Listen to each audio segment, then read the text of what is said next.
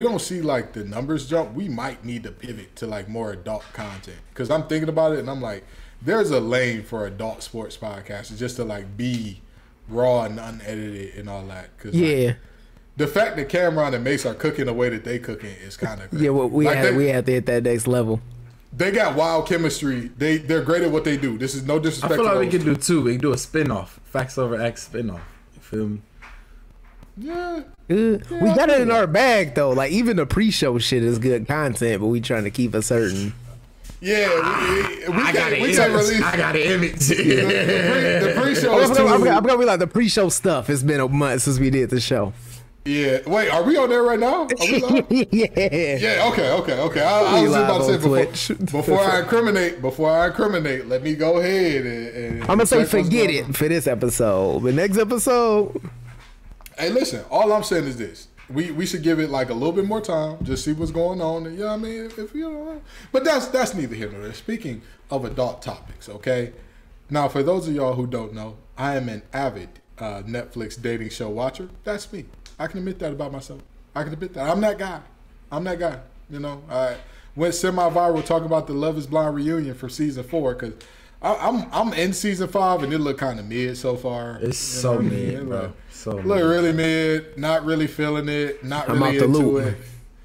But with that being said, fellas, if y'all had to be on, and you know what? I was going to do Netflix dating show, but let's do all dating shows right now. If you could be on any dating show right now, which one would y'all pick? That's tough for me because I don't watch dating shows, man. So I'm gonna go ahead and get it out the way first. Is the Circle one? No, I don't think The Circle is a dating show. That's like you gotta convince people that you're a social media person. Okay, so you got The Circle. It's another one on Netflix. It's describe it and I'll tell you what the name is. Describe what they're doing. They kind of like on an island. I know it's not called Love Island, but they kind of like on an island situation. And I think it's like 4 dudes, 4 girls, and later on the season they bring more people on. Perfect Match. You're talking about no. No, I don't think that was the name. He's talking about the one where they bring in all these good looking people on the island and they don't sleep. They try not to sleep with each other. Yeah, Too Hot to Handle. Yeah. Oh, okay. Let's roll with that one.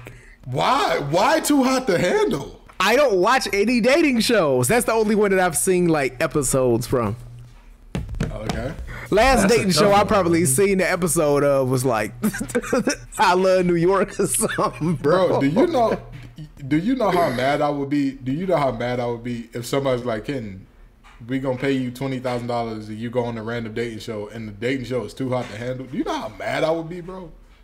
Like I'm on the only dating show where I can't wham nothing, bro. You're sick. You're 20 racks. I mean, yeah, that's fair. That's fair. and because you know it's Netflix, they are not gonna be my type. I am gonna walk on there and oh yeah, I can. Yeah, this is feasible. Me reading a book. Ken, don't you want to? No. I'm good. Thank you. Try Jace over there or something. Not me. Chris, what date show would you do? Since we doing any, and I don't care what repercussions I get, I definitely would be on Flavor of Love. I definitely would be on Flavor of Love. I mean, I'm gonna be honest with you. Favorite Flav was my hero at one point in life. That was my guy. He could do no wrong in my eyes. He was a little, you know, a little different, but he was that guy in middle school. Big clocks. That was me. Flavor Flav is the reason I'm as confident as I am. Him and Professor Ogilvy are the reason I'm as confident as I am to this day. Because I'm like, those two are the love interests? Those two. If we're being honest, though, we grew up in the 2000s, which is the era of like very mid male love interests. Yeah, and that's what I'm saying. I saw nothing but. Remember on Girlfriends, they made William like a thing. Like, and don't get me wrong, right? William is a like 6'3", 6'4" black lawyer and all that, but it's like, come on, bro. Like, you could smell a cornball from a mile away. Right. Like, what our boy said in that battle rap? You ain't corny, but you corny. Like, yeah, that's what I look at William and say, bro. Like, yeah, man. That's facts. if I had to go on a dating show, that one is easy for me. The Bachelor, easy. What, 20 different shorties pulling up for me? Oh, that's great. Now, granted, you know, I'm happy at home right now. Yeah, I mean, I'm joking. But we see, on The Bachelor, don't that also fit the same criteria of why you know what I'm saying, would be cool on what was the name of my show? Too Hot to Handle. Because I don't think the people they bringing up for The Bachelor is your speed, Gibbs. I mean, yeah, but it would be me, so I had to bring up a couple people that's my speed. Like, they couldn't bring in 20 shorties they for The Bachelor, I think they put the person through a profile and they see what you like and stuff, and they okay, bet. Because on God, I would fall down to my knees. Like, if I was on Love Is Blind and I saw shorty come from behind there and she like 5 feet tall and 120 pounds, I'm falling down to my knees, bro. Like, what? I definitely couldn't do Love Is Blind, bro. I definitely couldn't do Love Is Blind. I asked you what type of bonnet you wore growing up, and you gave a dollar store answer. How you got straight hair? Why you lie to me like that? What happened here? No, but for real, that's, you know, I for sure pick one of those, you know. But fellas, we got a lot of things going on, man. Because speaking of picking, we got the #1 pick, Victor Wembanyama, going crazy in the preseason. And he's making all the 2K24 glazing look reasonable. He's making it look justified right now. They doing it too. The announcers doing it. We got the NFL season underway. We're about halfway there in that point in time. And let me tell you something. We have some absolutely crazy things in terms of who's our fact and who's our acts of the week. Fellas, y'all ready to get into it? I'm ready for it. Alrighty, well, what's up, y'all? Have a seat. It's your favorite hour of the week with the Facts Over Acts crew. It's been a long while. We shouldn't have left you without a dope beat to step to. Never mind, we ain't gonna do that. But anyway, we got the Master Mix and Master, Josh Guyton in the building. That is I. We got the Money Man, the man playing, Chris Allen in the building. In the building. And you got a little old MC, that's me, Kenton Gibbs. Now, fellas, the first thing that we got to get into, okay? This NFL season, we're at about week 7, week 8-ish. We're going into that territory. And by this point in time in the season, we're starting to see who teams are, who's good, who's not, what everybody's looking like and all that. So let me ask y'all this. Who are y'all biggest surprises or disappointments of the season so far? Chris, I'm going to kick it to you first. My biggest surprise, honest to goodness, is the Vikings, right? Mm-hmm. And the reason why is because if you look at the Vikings division, right, aside from the Lions having an incredible end of the season last year, and I know I picked the Bears, but that was really, let's be honest, y'all, that was because I was hating on the Lions. Let's just be, I will go out there and say it was because I was hating on the Lions. But if you look at that division, get that hate up out your heart, young fella. Get that hate up out your heart, young fella. Well, I love the Lions and they did me bold, so I mean that's just how life go. But anyway. If you really look at that division, right, and look at what the Vikings did last year, it's no way you tell me losing one player and a couple pieces, you are fall off a cliff like this. Like, this team is struggling to beat teams that are literally trying to lose, right? That's true. They are trying to get Caleb Williams, and this team is struggling to beat them. And this is like rookie quarterback-led teams they're struggling against. Like, you're not wrong. So I think that's the biggest surprise I have. The least surprised I am is the 49ers. I mean, out of all the teams here, they're the team that has to win right now, right? They stood pat for many, many years. They picked up Christian McCaffrey a couple years ago. Like, they have everything they need to win a championship. Everything they need. Defense, they got a decent quarterback that's young, don't even make it $1 million a year yet. And they got the best running back in all of football. Like, versatile back. He's been healthier than the latter lately. You ain't telling me that you struggling to win a championship with that roster. Like, if you gave any coach that roster, that's a dream roster, right? So they have been my least surprise. I think they should go to the Super Bowl easily this year. Yeah, that's facts. All right, Josh, what you thinking, man? Who's your biggest surprise this year? So my biggest surprises so far, of course, the Lions. You know, we expected going into the season that the Lions were going to be a good team, but at the same time, this is probably the best, you know, preseason odds we've had. But I remember 3-4 good years where people were like, "Yo, the Lions are supposed to be it this year," and we came out and got 3-4 wins, you know, by the end of the calendar year. So that's one surprise for me. Another surprise for me, even though this team is 3-3 right now, the New York Jets. The New York Jets have had a lot of good, hard-fought games. Zach Wilson in the past 2-3 weeks has looked like a quarterback that if they put the right tools behind him, they can see some postseason success one day. And this is also a team after Aaron Rodgers went down. You thought the chemistry was going to be absolutely shot in New York. But it seemed like those players have rallied behind Zach Wilson. And this team, I mean, is tough in a division with Miami. But if they come out with that second spot in that division, the way the Bills have been playing, I wouldn't be shocked. All right, okay. Well, let me stick in the Southeast region for my biggest surprise of the year so far. The Titans. They have looked like a hot 2-pack, 2 tons of buns. Them boys have looked like 40-ounce bounce out there because this is just terrible. This is horrible. And not only is the play on the field terrible, but now they're doing the fire sale on all their players, trading Kevin Byard for a 5th and 6th rounder. To the Eagles too. That's one of the best three. There is not a world in which you would say that Byard is outside the top 5 safeties in the league right now. There's not one. And you trade him for pennies on the dollar. Y'all season going that bad this early? I legitimately, I'm flabbergasted. And I'm not surprised by the fact that they're having a fire sale based on how their season started. I'm just surprised that their season has started this way. Because the biggest thing that I look at when I look at teams and what they've done and all that good stuff, I say to myself, okay, this team, if I'm looking at them and saying who they're playing and what they're up against, what should they be doing? When I look at the Titans, I was not seeing a 2-4 start in their midst. I just wasn't, because when you look at who they had in terms of the Saints are not a very good team. The Chargers, they got to win. Okay.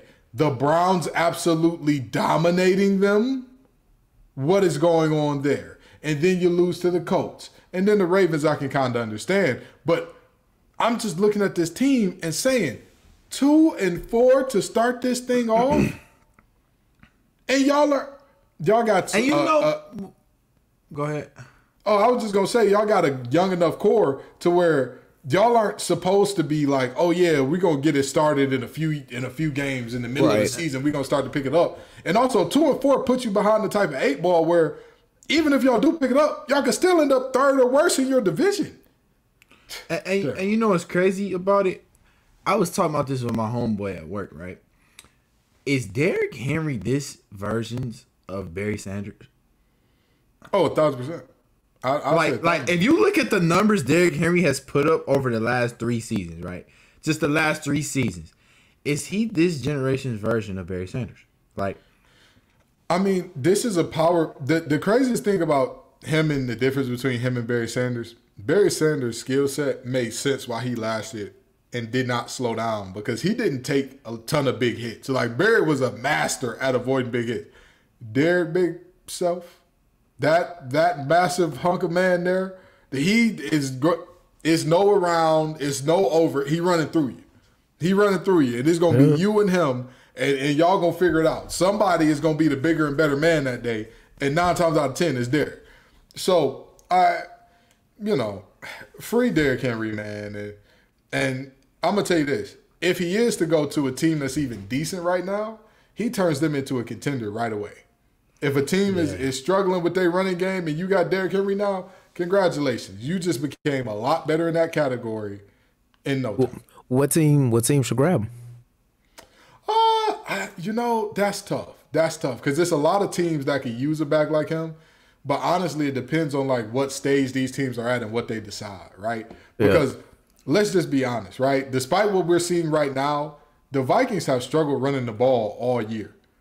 And that's been a large part of their struggles. They have not been able to ice any game if they get a lead. And obviously the inability to run the ball makes it easier for teams to go too high and say, hey, we're going to stop Justin Jefferson at all costs. That's so, you know, I think they could use him. I think it's a few other teams that they just, man, you look at the Bills, he could be of great use over there. Yeah. I mean, with all due respect to Najee Harris, he could be of use to the Steelers. You know, it's a ton of teams really that could use that man's services. The best situation for him would honestly, and there's no shot to the run back they got there, but the Jets, the less amount of passes you force Zach Wilson to do on third and long situations, which Derrick Henry would nullify that, the Jets would be the biggest benefiters from from the Derrick Henry acquisition. Literally, I don't see a world where they don't thrive without Derrick Henry. Like, that's what they need. But you know what? And here's another thing that I just thought of. In terms of all the teams in the NFL and who runs the ball the best, who runs the ball the worst, and who could be made a lot better right away, this team is surprisingly good. And I know they're not going to trade him here because you're not going to trade him in division for pennies on the dollar. But just imagine a two-headed monster in Houston of Bernard Pierce and Derrick Henry. On God, I will fall down. Listen, bro, you trying to stop C.J. Stroud, and then all of a sudden you got two 230-pound backs coming down here. Bro, stop playing. Why are y'all doing this? Who let them get this? And honestly, with all of the capital that the Texans gave up in order to get Stroud and Will Anderson, they're not in win now mode, but if you could build around those two right now, because they both look like studs. Yeah. You build around them right now. You know what I mean? Like, they still on rookie contracts. You know, that's edge rusher, quarterback, too. Premier position where you got to pay. I'm just saying. I'm not saying, but I'm saying. You know what I mean? But now, let's switch over to the hardwood, where we're seeing preseason ball going on and, you know, Brian eating on the sidelines at halftime and beyond, which Michael Cooper was very upset about and whatnot. But we're not going to talk about the old guys. We got to talk about the new blood in the water. Yeah, it was very, very silly story there. But anyway, we got to talk about the new blood in the water because Victor Wembanyama is doing things that have been unheard of, that have been unseen, you know, blocking three-pointers that nobody else could imagine getting a thought of a hand to, and then going down and getting a dunk at the other end. Fellas, are y'all surprised by what Victor Wembanyama has been doing so far? I am not surprised. I said before, if he's healthy, Wembanyama could be one of the greatest players we've ever seen. And that's still a big if on him being healthy because I don't believe somebody that size should be playing basketball. At the same time, one thing I am surprised by is his coordination. Usually players at that size, that height, we're used to seeing them be gumpy and lanky. Even somebody like Yao Ming, who had supreme post skills, in my opinion, still looked like he had two concrete shoes on. Yeah. He had no coordination. He was awkward. If you ask any guy in the history of the NBA over the height of like 7'1" to run baseline to baseline, they look like a toddler that just figured out their legs are like meant for movement. Wembanyama is the first player of that size that we've seen hit Euro steps and hit these clean dribbles and have good footwork and good coordination. So I have been surprised by that because even though we saw those highlights in France, yeah, he's playing in France. Even though we saw those Summer League highlights, yeah, that's the Summer League. But we're watching him do this against players that's getting 20 plus NBA minutes. And he looks just as impressive as we, you know, initially were thinking a year ago. Yeah. I'm gonna say this in terms of looking at Victor Wembanyama and how he's played so far. I'm a little like I gotta say I'm a little disappointed in all the talk that surrounded him in terms of like all these people victory lapping already, saying like, "Oh my God, we told y'all Victor was gonna be great. We told y'all he was gonna be great." Who said that watching him on the court he is going to be a bad player? Who said that? Nobody. It's like people who like, oh yeah, y'all said Steph Curry couldn't shoot. Who said that? That was the only thing he could do at Davidson, according to most reports. Like that was it. That was the whole thing. And so to now sit up here and say people said Victor Wembanyama was going to be bad. No, the question for guys like myself and Josh was very simply, can he stay healthy long enough to have the type of career where you look at him and you say he's lived up to the hype? Because let's be honest, he is on that hype train to where Zion Williamson, by any standards, right? If you trade Zion Williamson's accolades with Emmanuel Quickley is seen as one of the greatest draft steals of all time. Yep. If you traded, who went second behind him? Ja Morant, right? Yes.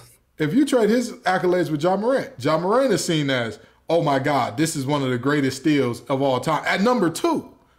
But what's the difference? Not only was Zion pick number 1, he was supposed to be the best prospect since LeBron. And so, because up against those expectations, he didn't look good.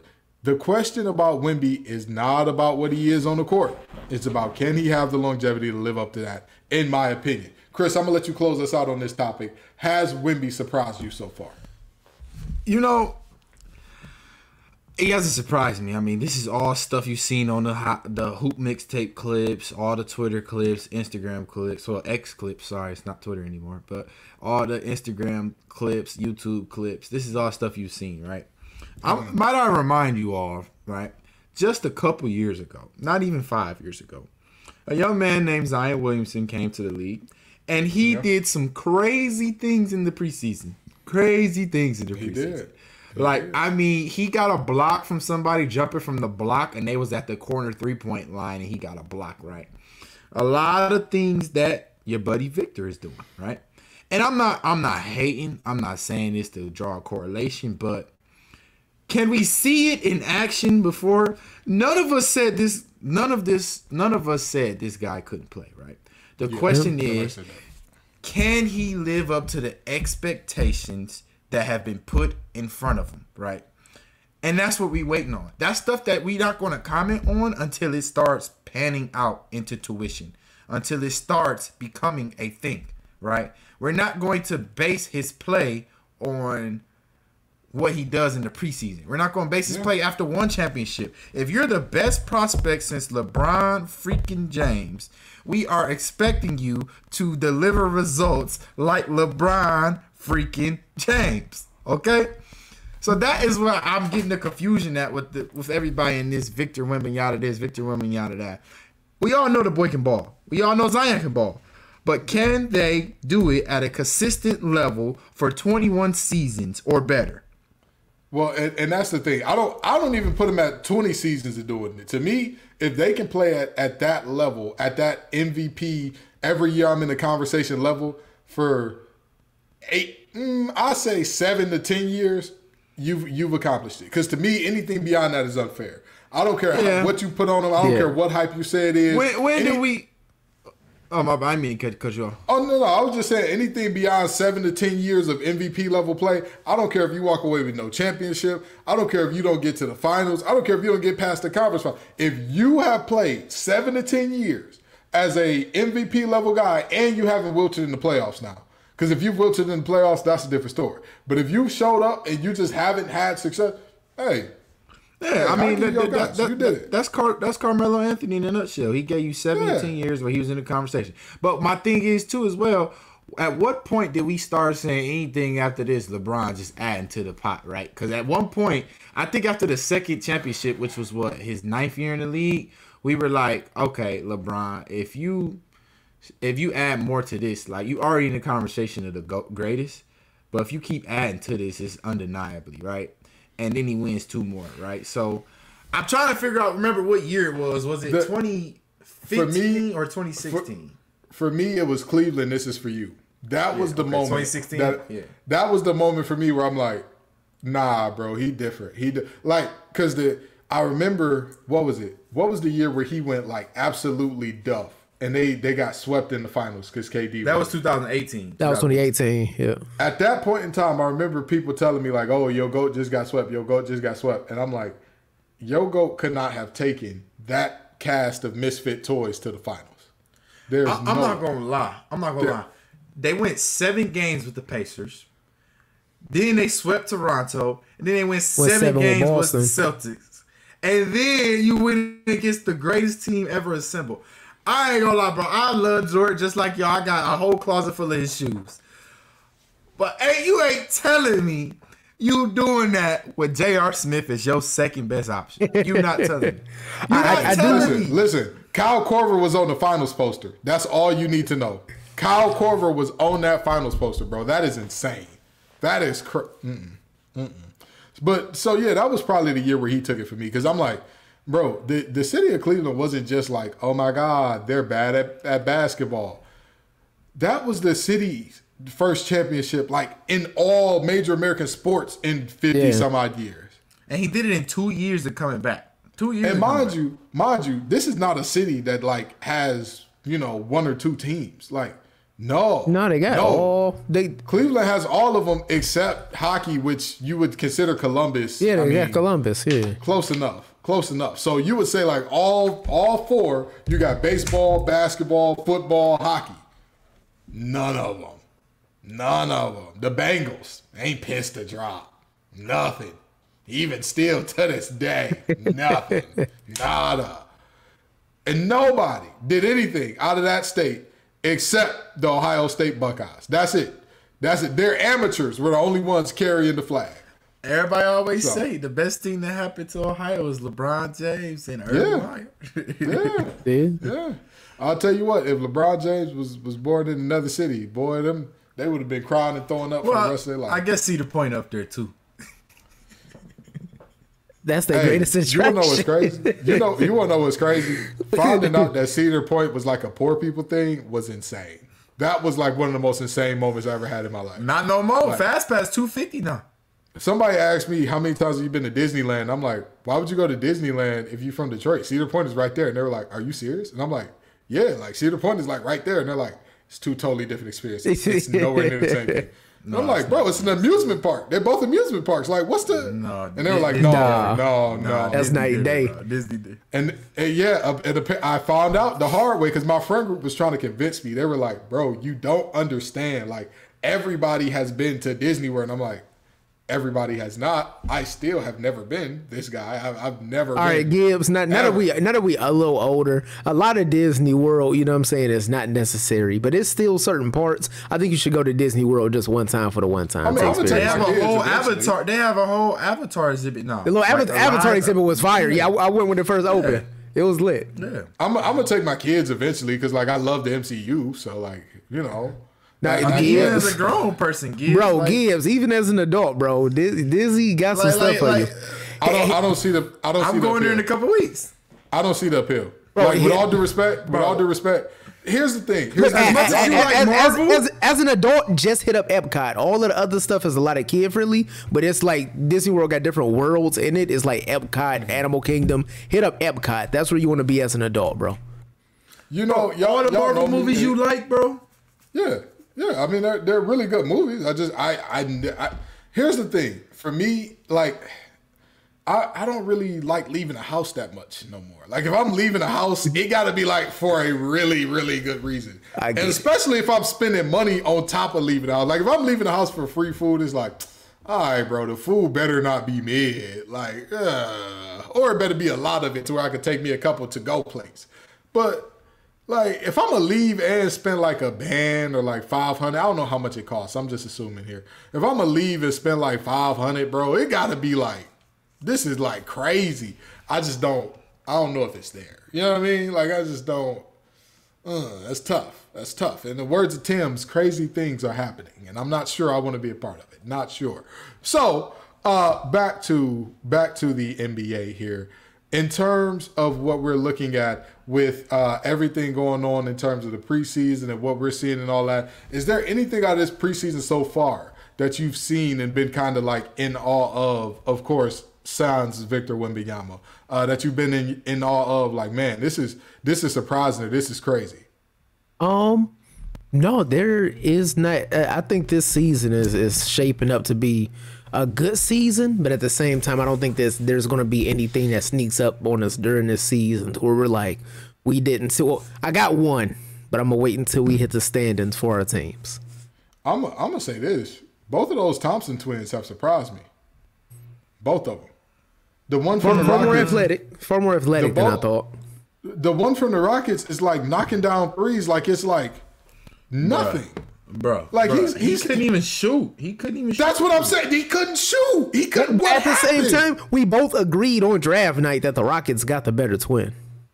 Yeah, for sure. But that's the thing. The other twin, we didn't know if their athleticism would transfer over. We were all like, oh, they dunking those 17-year-olds in OTE. It's like they're bullying these kids.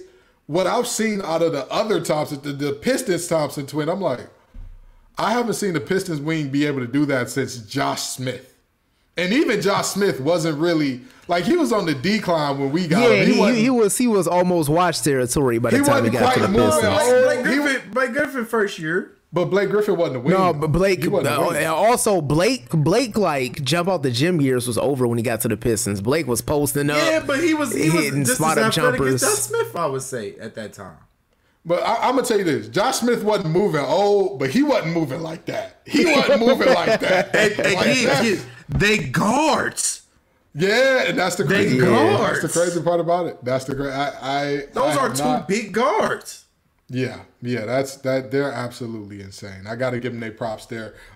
So, in moving into the rankings, which Josh was alluding to a little bit earlier, talk to me in terms of, actually, Chris, do you have any surprises from the preseason before we move on to the rankings? Do you have any surprises, anything that shocked you so far?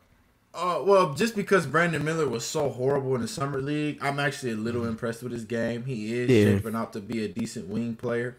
I still just do not understand how Michael Jordan, with the basketball knowledge and savant that he is, he cannot seem to assemble a decent roster to save his life. It's something sinister going on in Charlotte. It's something sinister going on. Somebody got to be paying him under the table so they can win every parlay and breaking him off something. Because one thing about Charlotte, they're going to lose. Them boys going to lose.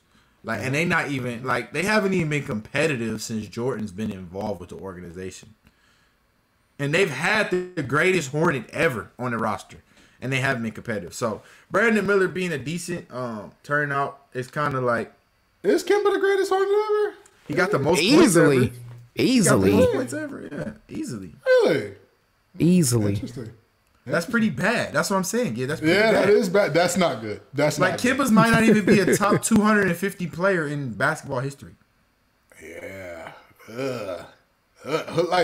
I get... No, you can't really go Glenn Rice. You can't really... No, but the timing that Kemba did. Yeah, Larry Johnson definitely ain't it. He can't... On the other one I was thinking is Al Jefferson, but he ain't Kemba. Hey, stop playing. Don't... Al Jefferson did not do nothing in that jersey. Exactly. That's what I'm saying. That's what I'm saying. But as far as big names... Yeah, that's true. Dale Curry was another one that's like, nah, but he wasn't doing Curry, but... If it wasn't for Steph, we would not, nobody would think of Dale Curry in that conversation of best that's facts. I mean, he was a knockdown shooter for his day. He was for sure, but that's like saying Kyle Korver is one of the best Cavs of all time. Dale Curry is also so attached to Steph that my pops is almost 60 and he Dale Curry, you mean Steph Curry dad, right? Dale Curry is Steph Curry's dad across multiple generations. Yikes. And guys be moving old. So if his pops is like that's his no offense. I mean, we love you, but me and you definitely be on the moving old wave sometimes. I didn't even realize how old I sounded. I didn't realize how old I sounded until I said I don't like leaving the house for real. I realized right there, you sound 50. What's going on here? But anyway, fellas, give me your picks in the conference 1 through 10. Okay. I'm gonna start with the Eastern Conference. I'm going 1 Boston. Okay. 2 Milwaukee. 3 Philly. 4 Cleveland. 5 New York. Yeah. 6 Miami. Okay. 7 Indiana. All right. 8. Y'all gonna call me crazy for this one. I'm going Orlando at number 8. I don't think you're crazy. Get him out of here. I do. No, I do. Hear me out. Every year we have that core of young talent that bubble up together. And I'm not saying that this core that Orlando has is going to bring them future success. However, we got multiple pieces in Orlando that have bought into this system. They was playing together, and they got about 4 players in that core that was cooking last year together. You got Markel Fultz. You got Cole Anthony. You got Franz Wagner over there. Franz Wagner. Franz Wagner was hooping. This is crazy. Was Franz Wagner not hooping last year? This is crazy. He was hooping. He was hooping. But I struggle to mention him as a player that I'm like, he's going to be the reason your team gets in the playoffs. Like, he's going to be the reason why they get an A seed, whether or not they win a play-in. I don't know. I think he's a net plus player. I just don't think he's one of those guys that you like, your team made the playoffs because he was there. I don't believe it's going to be an amalgamation of all of those players they got in that young core. That's fair. Orlando is a poor man's OKC. No. And I don't know if OKC gonna make it. I'm not even sure if OKC. But they in the West. Somebody recording these, right? If OKC was in the East, they'd be like a 5 seed. Yeah, I don't know about that. Only from this standpoint. And I was just about to say that it's only because they're one injury away from being like terrible. Okay, I'm saying you got Boston, Milwaukee, Philly. Outside of those 4 teams, you can't give me another team in the East where you like, yo, they're for sure better than OKC. Yeah, that's fair. Okay, that's fair. I guess. All right. I mean, there's some arguments to be made for some of those middle of the pack East teams, but it's not a for sure thing. It's an argument as to whether or not they better. So I get that. And then to round it out, at 9, I got Atlanta, and 10, I got Brooklyn. Okay. All right. So I think he's on crack for other reasons, Gibbs, and I hope you writing these down because I'm about to give y'all some heat. Okay. I'm about Hold on, let me get it together. I thought you was writing it down. I saw you with the pen and pad. I'm gonna write it down. Yeah, I thought you was writing it down, but it's all right. I was trying to, but my pen ain't had no ink. It was bad. Graphics on the way. All right. I got the pen and pad ready. I'm also surprised that you didn't put the Pistons in the playoffs. I'm a little surprised by that one. Boy, come on now, bro. Surprised. They projected 21 wins this year. Okay. All right. And listen, I'm not saying they was gonna be a top 5 seed. I think that they can make the play-in for sure. But I'm not. I'll save that for later. I'll save them young boys finna hurt your feelings, man. All right. Okay. I hear you knocking, nephew. All right, guys. Chris, ready? who you got? I'm ready. All right. Give me Boston at 1 seed. This is special on Boston. You could watch it on HBO and tell you a lot about Boston. And they just got the cream of the crop brother over there in Boston. He about to work miracles over in Boston. 2, I got Milwaukee. I think Dame and Giannis, I think neither one of them got to play a lot of games. They're going to play the minimum to win their awards, and so they get their max contract, even though Giannis just signed his max deal. I think that both of them going to play really well together. Now, here's where I think Guyton's on crack. Absolute crack. That boy James Harden ain't showed up to practice since the training camp started, and you got Philadelphia at 3rd. We in the Eastern Conference. Crazy. Okay. You taking 21 and 10 off the team. Joel Embiid can get you a 3 seed in the Eastern Conference. Wait a minute. What seed did you say the Cavs were? I got them at 4. Okay. All right. Makes sense. Okay. So this is where I think he's on crack. The team I got 3rd, right? And let me talk to you real quick. I got the Cavs at 3rd, right?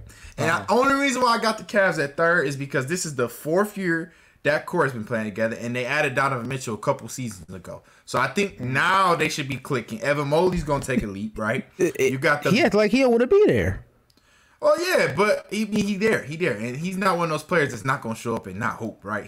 Donovan Mitchell, that's just not his character, right?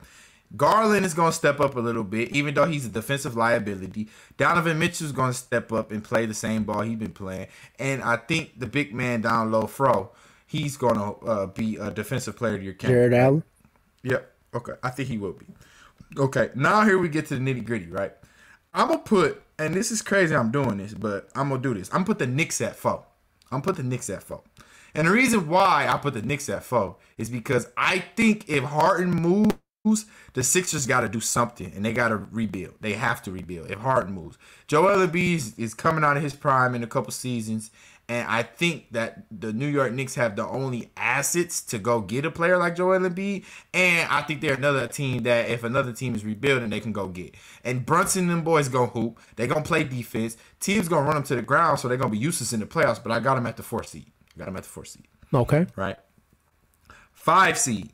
Now I'm going to put the MVP there. I'm going to put Joel Embiid at 5, right? And this is only if they get some value back from Harden and he's willing to stay there, right? This is all dependent on that. But I'm going to put the Sixers at 5 because if you're relying on just Embiid, what you thought, Guyton, Embiid ain't going to play more than 70 games, big fella. Gibbs lost the parlay to...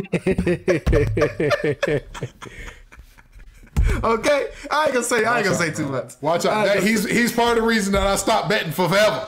He's part of the reason that I'm sidelined no prize picks for the rest of my life. He's part of the reason. So I'm gonna go 5 there, right?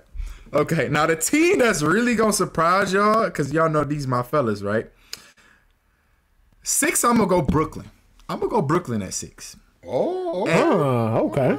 All right, y'all thought I was gonna go Miami, right? But I'm gonna go Brooklyn because I think that young core is talented, and I think you have a rejuvenated Ben Simmons, where he's not gonna be an all-star caliber Ben Simmons, but he's gonna be Ben Simmons of a high enough standing where he'll be that defender. And added with Mikal Bridges and Nick Claxton, that's 3 of the best defenders that's long and lengthy in the league. 3 of the best defenders. Well, I will say I'm not completely against that. I got Brooklyn so low just because I don't know if these young players, like, they haven't proven to me that they can, like, gel together. But I do think that Ben Simmons is going to have a much improved season. I'm not saying he's going to be the Ben Simmons of old. I'm not going to say he's going to fully reach his potential, but he's going to look like he knows what a basketball is. Yeah. So I already know y'all gonna say I'm smoking crack, but I'm ready. I'm ready. I'm ready to get. I'm almost done. My bad. Where'd you have Brooklyn at? 6. They was at 6. They was right after the Oh, fifth. my bad. Yep. I forgot you was at 6. 7, I got Miami. I gotta go put my boys there, and I think only because Miami kind of coast through the season and turn up at the end of the year, so I'm gonna go there at 7. Yeah. Now here's where it gets dicey at, right? I got 2 options here at 8 seed, right? I was gonna do Atlanta, but I'm gonna go Chicago Bulls, right? And the reason why I'm gonna go Chicago Bulls is because I think this is the last year that they're gonna put all their ducks on chips to the middle of the table, and they're gonna try to go get one more piece because Lonzo Ball didn't pan out to what they wanted him to be. It's crazy that I left Chicago off, which, like, I'm not going to revise it. Chicago's not making the playoffs. But if you look at it on paper, is this Chicago team the most, like, good on paper, trash on court team we've ever seen in our life? 1,000%. If this was 2 years ago and I showed you their roster on a piece of paper, you'd be like, yo, they a 2 seed in the East. 1,000%. I wouldn't say 2 seed. Yeah, they're the worst. They're the worst. That's that good on paper. Yeah, they're the worst. Yeah. Gotta be. Now, You got 3 former All-Stars on the team. I will tell you, there are teams that have been more disappointing. But there has not been a team that, like, they on paper look as good, but just bringing it together, it just doesn't mesh at all. Hey, don't worry, fellas. I'm gonna get us in the box. Let me know when y'all ready. Don't worry, I got some in the box. We got the closest box to the court too. Don't worry about it. I got us. But anyway, we gonna do a fact on the box in the cut with my twin. We be vibing. Yeah, we in there. Turn me up. Hey, don't worry, I got us, bro. I already schemed it up. I got us. But all right. So then 9, I got to go Atlanta, right? The only reason why I'm going Atlanta here is because they didn't go full rebuild, and they still have Trae Young and DeJounte Murray. And in the East, that gets you a play-in just off that alone. Now, having Clint Capella is an added brownie post because that's your paint defense and your rebounding. And I think DeJounte Murray and Trae Young underperformed last year, and I think now that John Collins is kind of out of the picture because he's in Utah now, I think they kind of have the morale back right in the locker room.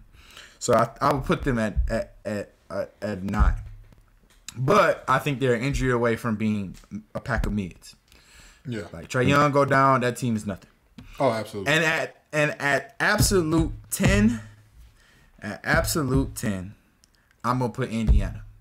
And the only reason why I got Indiana so low is because I do not think they're going to stand pat this season. I think they're going to move on from the veterans like Buddy Hield and Miles Turner. And I think they're going to kind of try to get some younger guys in there. I really just don't think Indiana's going to hold pat. They got a lot of young talent that they want to see on the court. And I think that they're going to try to build through the draft a little bit more. I will say if Indiana can snag one of those seeds, one of those 6 or 7 seeds, whoever they matching up against, that 2, 3, 4, well in the East not the 2, but if they can match up against that 3 or 4, I can see Indiana winning a playoff series. I got a lot of faith in Halliburton. I do too, but I just don't think they're gonna keep all they assets this season. They got too many to keep. You know what I mean? Like, you got Halliburton. That's a centerpiece for a franchise player. That's true. Right? Yeah. All right, so here's what my top 10 looks like. I got Bucks at 1, C's at 2, Cavs at 3, Heat at 4. At 4. Got a lot of faith in Jimmy Buckets and the boys. I think that Tyler Hero is healthy this year. I think that team gets healthy this year. They get right. What about Kyle? They do something good there. Stop missing that man on this pod. Stop missing that man on this. Hey, in the playoffs, Kyle Lowry a hooper. I'm just going to say that. Yeah, in the playoffs, yeah, absolutely. I got 5, the Pacers. 6, the Hawks. 7, the Sixers. Now, I know what y'all are thinking. The Sixers all the way down to 7. They're going to have to give Harden away for pennies on the dollar, and Joel not going to want to be there no more. That's what I'm feeling, Gibbs. I'm feeling that. If Joel don't want to be there and they giving away for pennies on the dollar, and let's just be honest, Joel ain't the type of player that he could go out there and get you 40 and 20 when he doesn't want to play. He's not that good, with all due respect. We've seen him wilt in the playoffs time and time again. So what does that mean? In big moments, the lights are a little brighter than expected. At 8, I got the Sixers. I'm sorry, the Nets, rather. The Nets. And here's where I know y'all gonna say I'm on crack. I got the Pistons as the 9 seed. I got the Pistons as the 9 seed. Hey, yo, what the Pistons do to make you get this confidence, bro? Y'all didn't believe in me when I said the Lions were gonna run away with the division, and y'all don't believe in me now. I agree with you on the Lions. Hold on. I We agree with. I just was. I was building a narrative around hate. When I said they were gonna run away with it, y'all both looked at me like, "What?" I said, "Bro, there's no team in this conference that's close. There's no team that's close." NFC North, I agree. We could pull up the article. Oh, I'm sorry. You agree with me, Chris? I was hating though. I was hating, bro. I'm gonna tell you. Here's what I'm telling you. Bigs are not supposed to be good out the gate. And I think Duren is a lot better than anybody is giving him credit for. The only other guys his age to ever have a 30 and 20 game is, I think it was Bron, and it's like one other player. It might be Andre Drummond or something like that. But we have not seen what Duren was doing last year anywhere. And y'all saw him in the summer league and in preseason. He looks so head and shoulders better than everybody else on that court. It's like, bro, he shouldn't be out there with the young guys, but he gotta be. He gotta be, because he can't even legally drink yet. I think him plus the Thompsons plus, of course, the big man, the guy on this team, Cade Cunningham.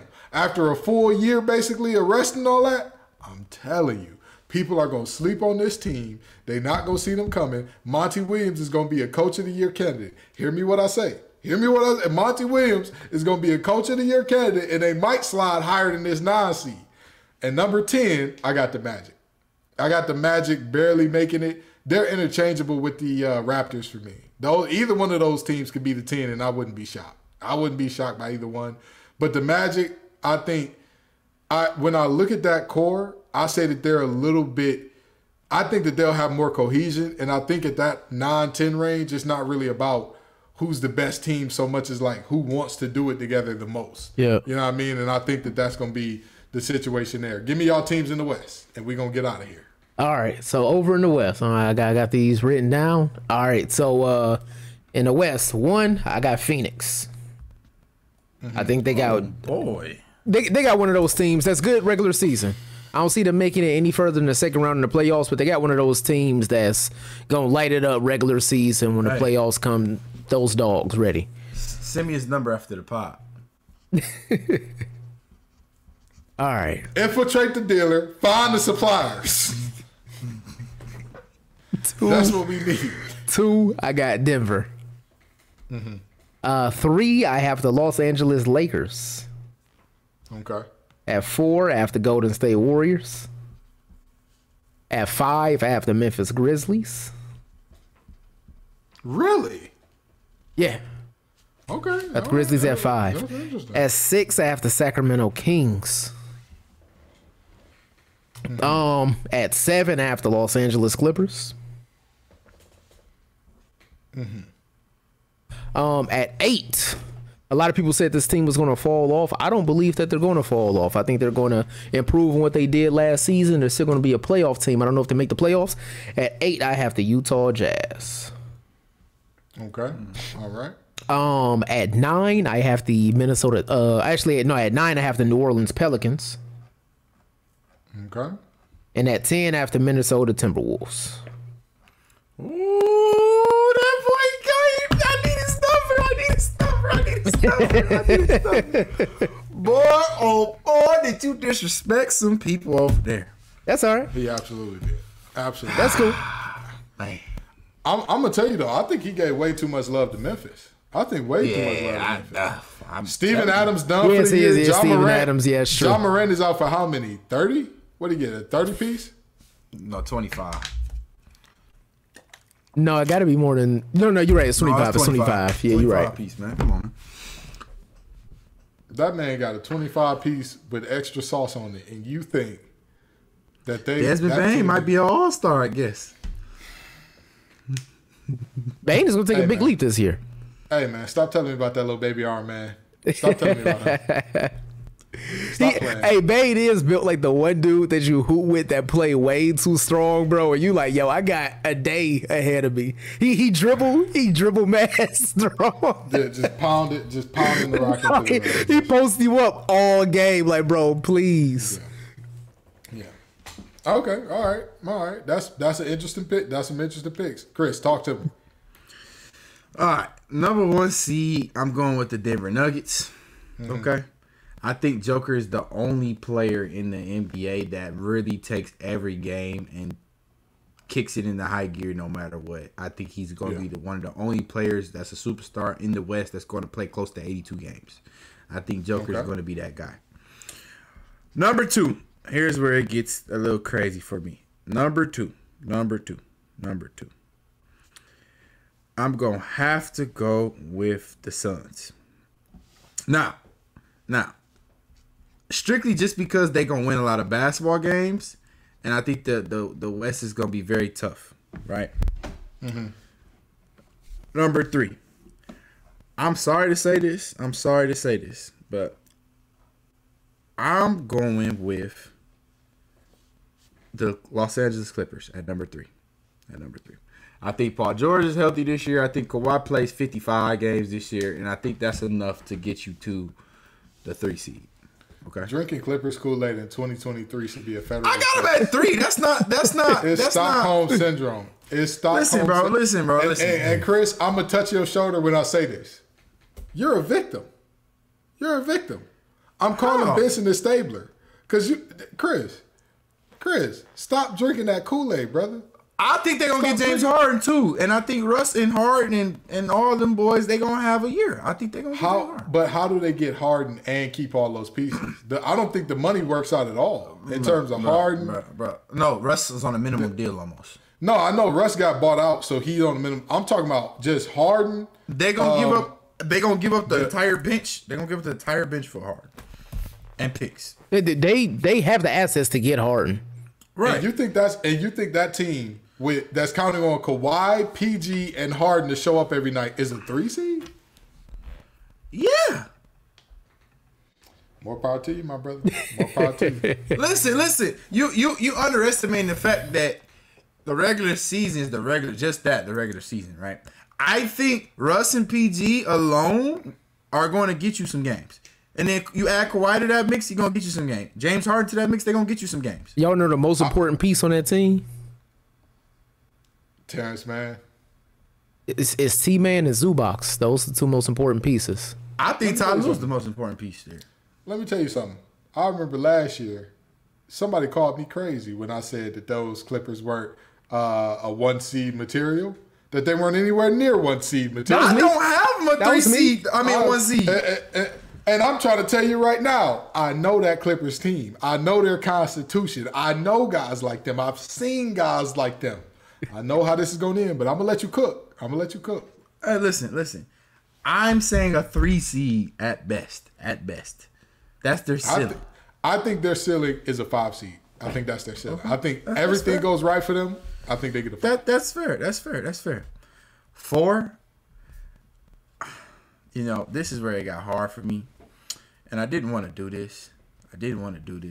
At 4, I got Golden State, just because I think Clay on a contract year and Curry he's still in the prime of his career, and seeing Curry off ball with Chris Paul, I think is going to be a good thing for a lot of those young guys on the bench, as long with Curry. So I got them at 4. 5, I got Lakers. The reason why I got Lakers so low, because you asking a 39-year-old to make up a lot of ground when AD go down this year. You asking a 39. Brown He's only 39 in December, sir. I thought it was 40. No, he 39 in December. Yeah. You asking a 39-year-old man to put a lot on them big, broad shoulders when AD go down. And, yeah, they retooled that roster.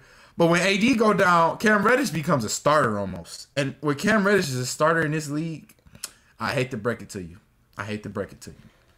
You might be cooked. Yeah.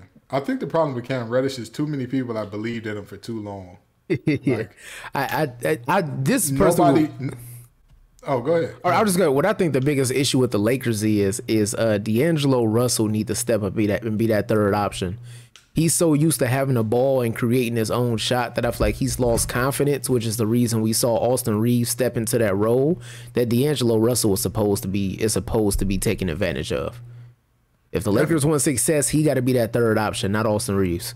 Or Anthony Davis got to be on the court as well. So, and we know that's not going to happen. Like, you talk about Kawhi. We know AD not going to be there. We know AD not going to be there.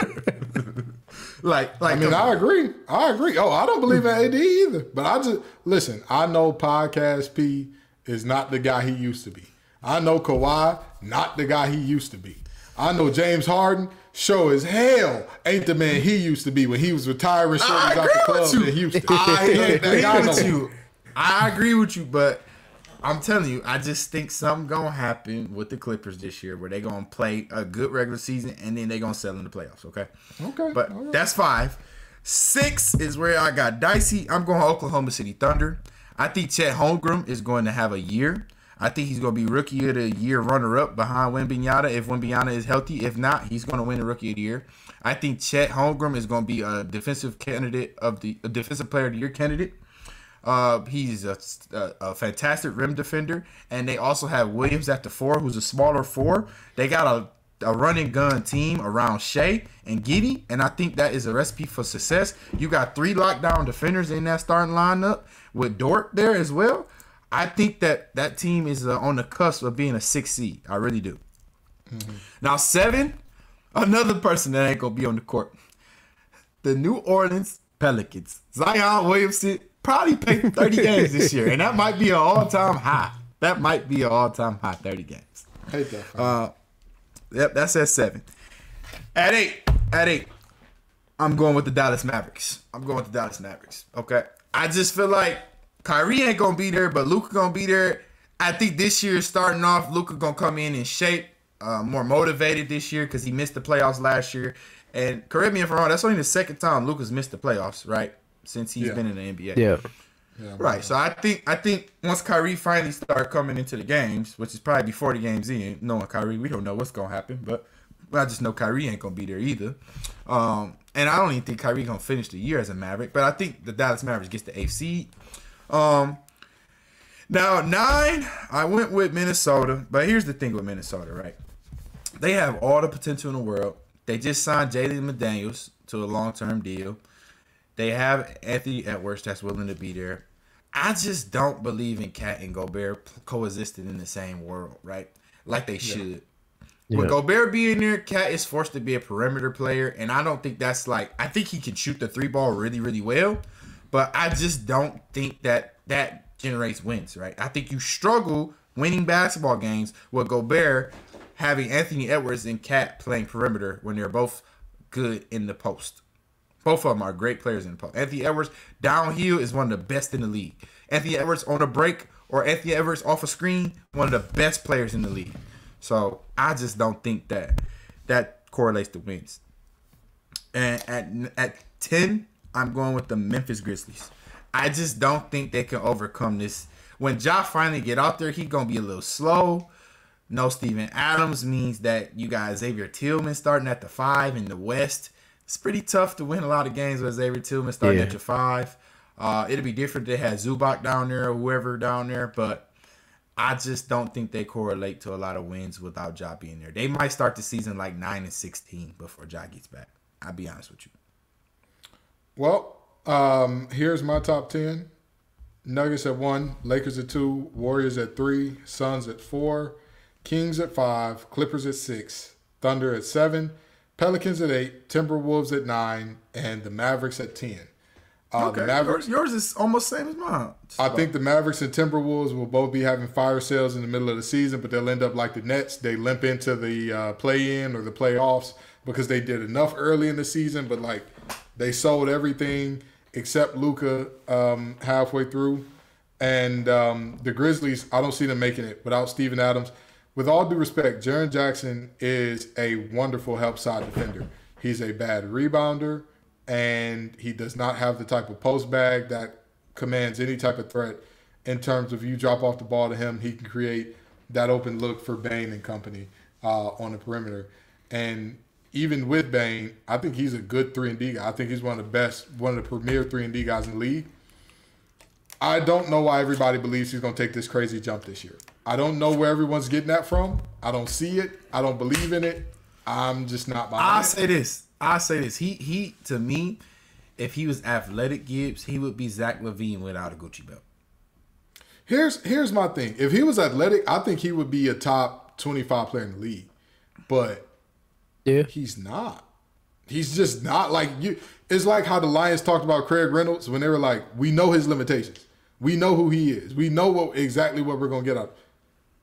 That's why I look at Bane and say, I think that he's a very good 3-and-D player. I think he could add a handle, maybe a little bit of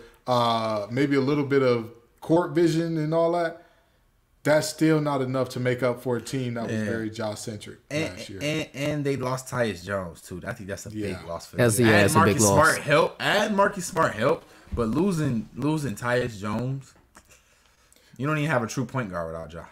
But here's the trade-off that you made, really, if you really want to talk about what happened with the Grizzlies. You added in Marcus Smart, but you lose Ja for a quarter of the season and Tyus Jones for the entire season.